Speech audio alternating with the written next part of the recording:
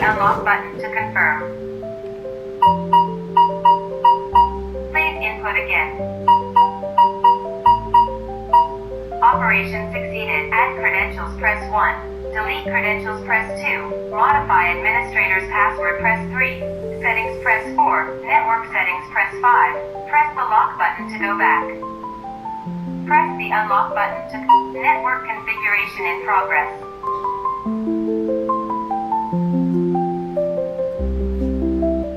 Connection succeeded. Add credentials, press 1. Delete credentials, press 2. Modify administrator's password, press 3. Settings, press 4. Network settings, press 5. Press the lock button to go back.